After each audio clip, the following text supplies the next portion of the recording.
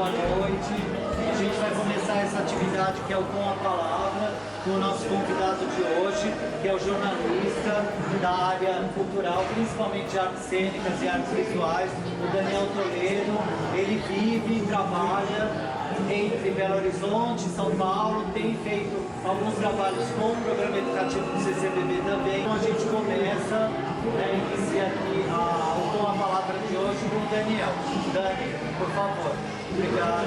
Eu fiquei pensando um pouco em abordar a exposição, né, que tem o tema da rede, entendendo a rede como um lugar de resistência mesmo, e vários tipos de resistência, assim, né? Eu acho que de resistência tem uma palavra que é modernidade, não sei o tanto que ela é familiar para todo mundo, né? Mas que eu acho que é um modo de vida moderno, né? Eu acho que a rede, de alguma maneira, quando você entra na rede, ela te conduz para um outro lugar, para um outro estado, né? Assim. E acho que a exposição ela vai tocar nisso de várias maneiras, assim. Eu fiquei pensando em tratar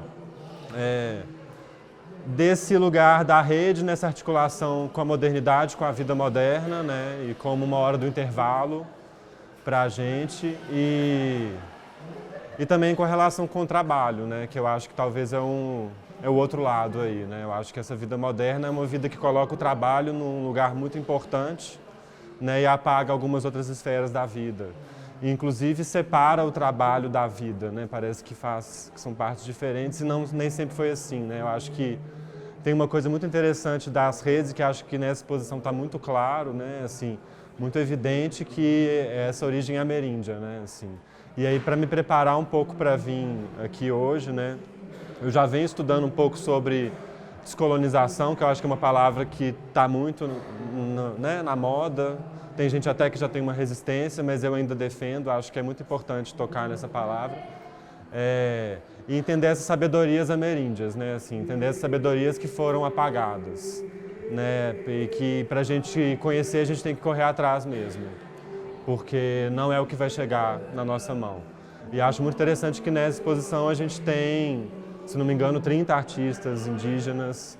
E isso para mim é muito importante. De 140, ainda não é a maioria, mas de serem 30 já é muita coisa, tendo visto o contexto que a gente vive, em que é quase um apagamento total. Fiquei lendo hoje um artigo sobre essa sabedoria ameríndia, assim, que fala um pouco dessa sociedade moderna como uma sociedade do hiperconforto, em que a gente tem essa ambição do hiperconforto, de tudo ser muito confortável e a vida, de ter uma vida de excessos, né, de se acostumar com excesso de oferta e de consumo. E acho que São Paulo é essa cidade dos excessos, né, do excesso de oferta cultural, de oferta de coisa para fazer.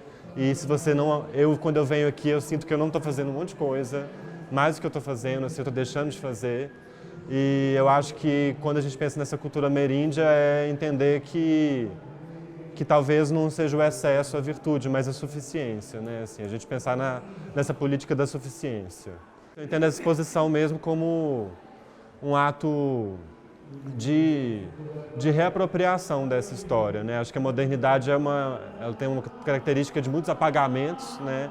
A gente pensa em Brasília, o que tinha antes foi apagado, né? No Brasil, o que tinha antes, muita coisa foi apagada.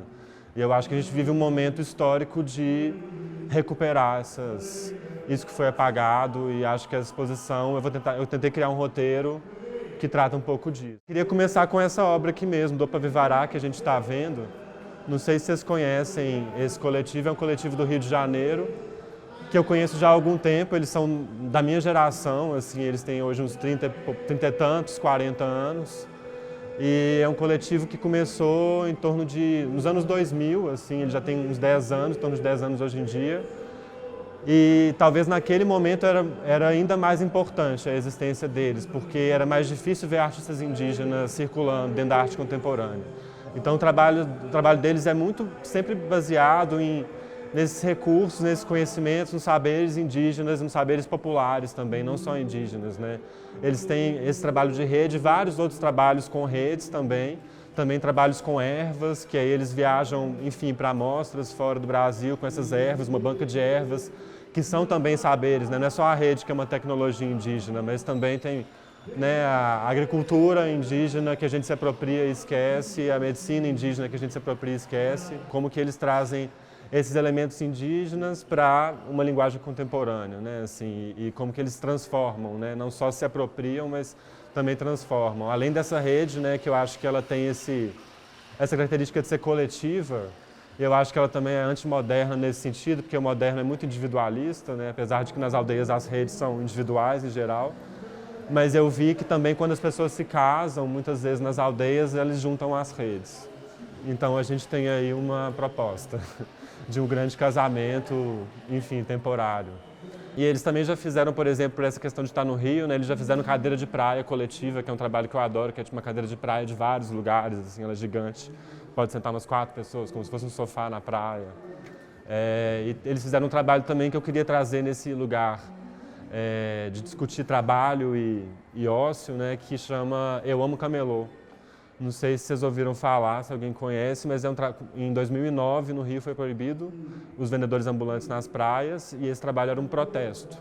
Então eles fizeram vários postais com os camelôs de tudo, né, de algodão doce, de camarão, de empada, e distribuíam e fizeram uma paisagem sonora com esses vendedores também, que foi para a galeria. Então, acho que só para pontuar, porque eu acho que essa questão do trabalho vai aparecer. Eu acho que entender que tipo de trabalho, né? O ambulante é um trabalho autônomo, é um trabalho que tem uma certa liberdade do horário que ele vai trabalhar e não. E eu acho que é pensar um pouco desses jeitos de trabalhar também, dessas relações entre trabalho e vida, né? O ambulante, se ele quiser, ele pode parar e conversar, ele pode sentar, ele pode tomar um sol, ele pode deixar as coisas dele ir para o mar e voltar. E eu acho que é essa visão integrada de trabalho e vida que vai aparecer.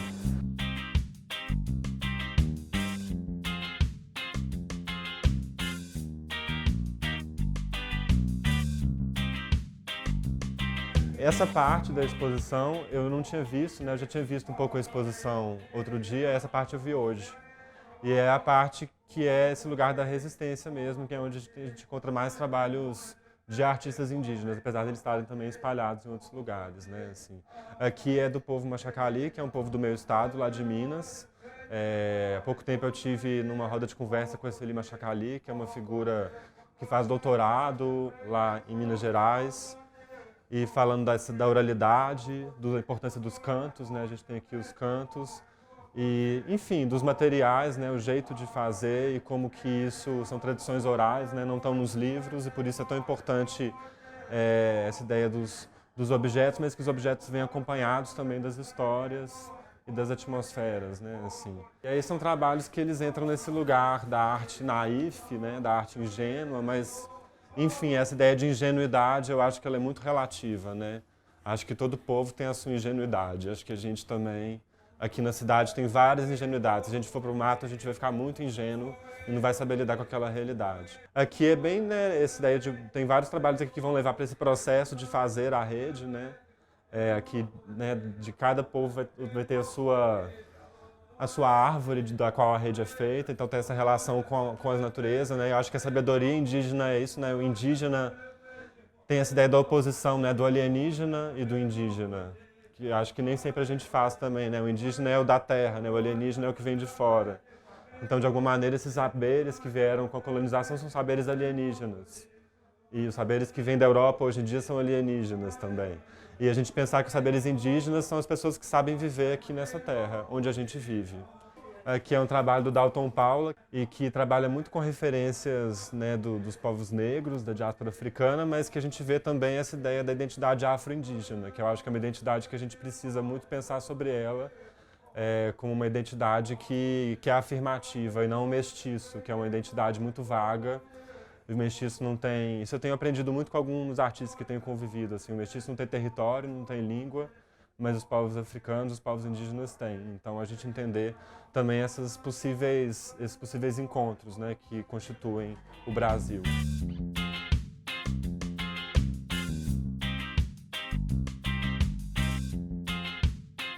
Mas esse vídeo é de uma artista da Bahia, que é a Arissana Pataxó, e é muito interessante, assim, hoje eu fiquei pesquisando também um pouco mais sobre ela, né, e que são esses indígenas que já estão na universidade e que são professores nas suas aldeias e que hoje é isso, eles tomam esse lugar de trazer essa cultura, né? Não precisar de uma pessoa da cidade na aldeia para trazer.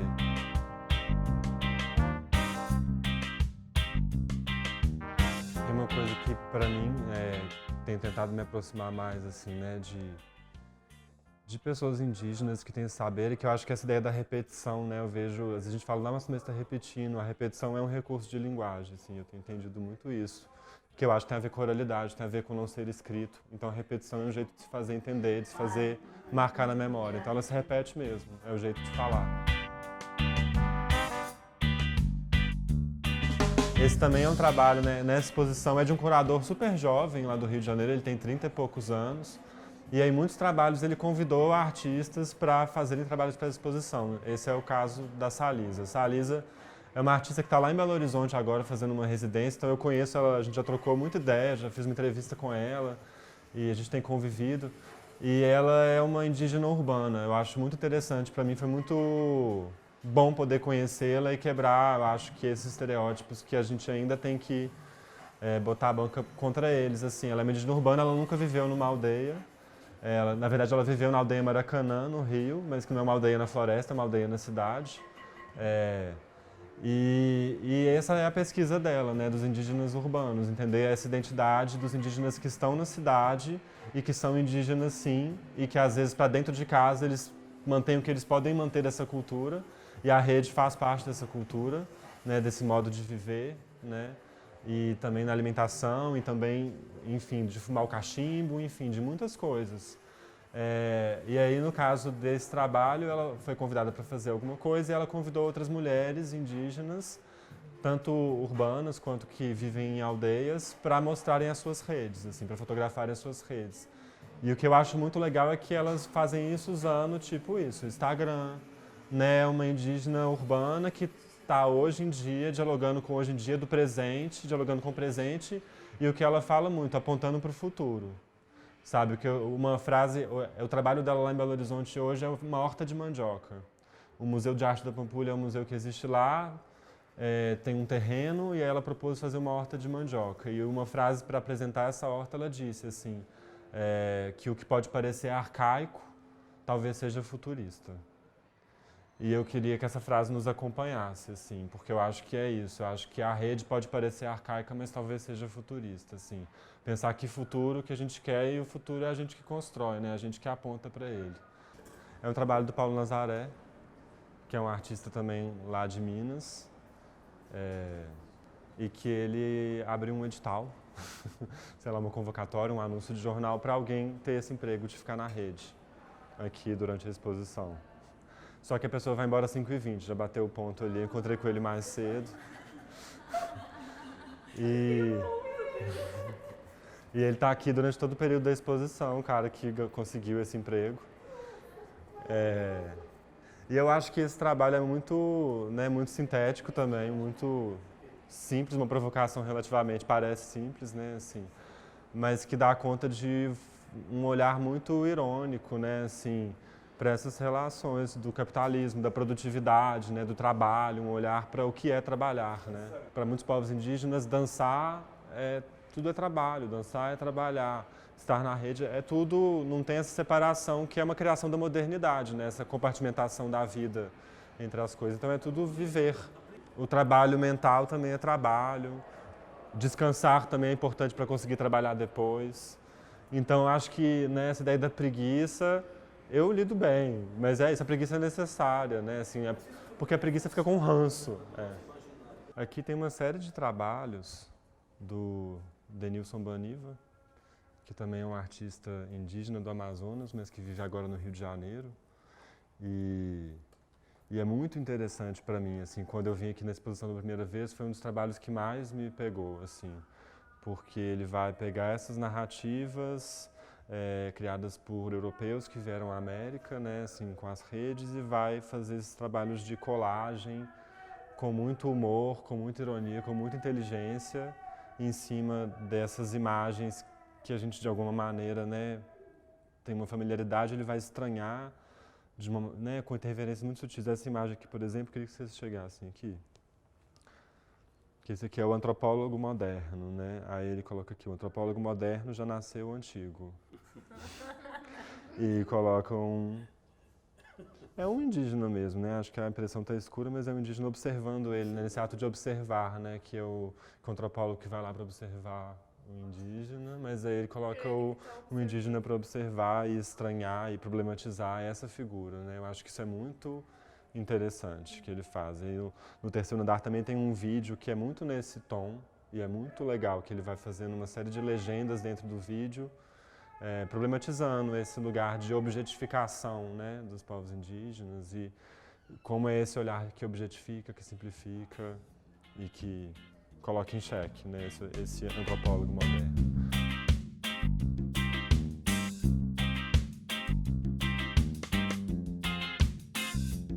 Eu vi há pouco tempo um espetáculo de teatro, eu trabalho também com teatro, que chama A Invenção do Nordeste, de Natal, não sei se você viu. E aqui é o tema aqui, né? Invenções do Nordeste. Por que essa ideia da rede se associa tanto ao Nordeste, né?